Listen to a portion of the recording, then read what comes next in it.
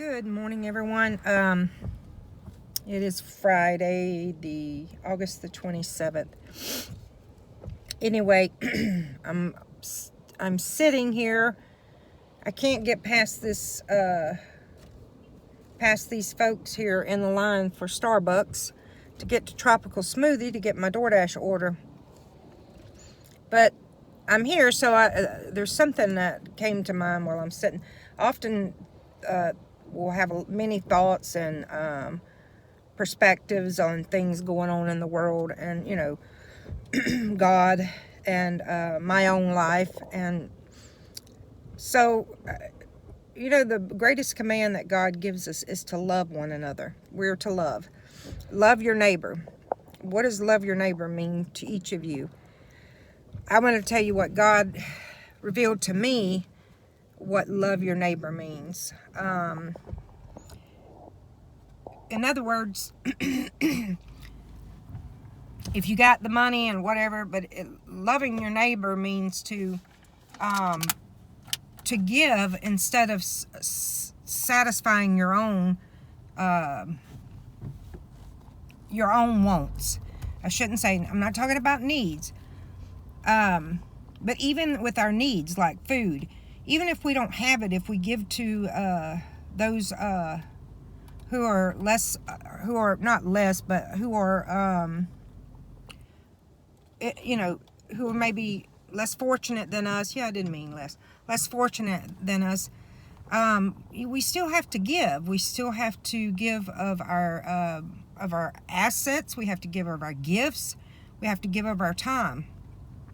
I'm guilty. I don't do that as much as I should. But in the context of what's going on in the world, we can't pray to God unless we are fulfilling the greatest commandment that He gave us, love.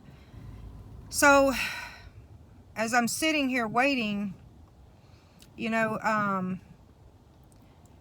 this may hurt a few people's feelings, but I'm still going to say it. Now, we shouldn't depend on, as Christians to Christians, we shouldn't say, well, I'm not going to get out and work because Sister Michelle's going to, she's going to pay my rent. She's going to pay my utilities. That's not what I'm trying to say.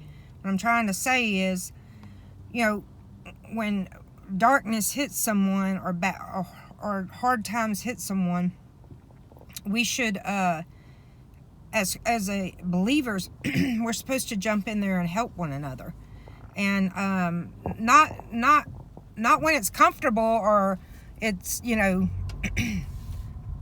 easy for us to do. We're supposed to do it even when it's not comfortable, even when it's not easy, even when we don't have it to really do it. We are supposed to We are supposed to love one another. That's what love is. So if you look at how I finally got past the line, the sacrifices and the grace and mercy that Jesus Christ gave us while He walked on this earth, that's what we're supposed to mimic. If that means, hey, listen, I can't get a brand new car because I won't have the money to help those less fortunate than me. Or I can't, go out and shop for a new outfit because if I do, I won't have the money to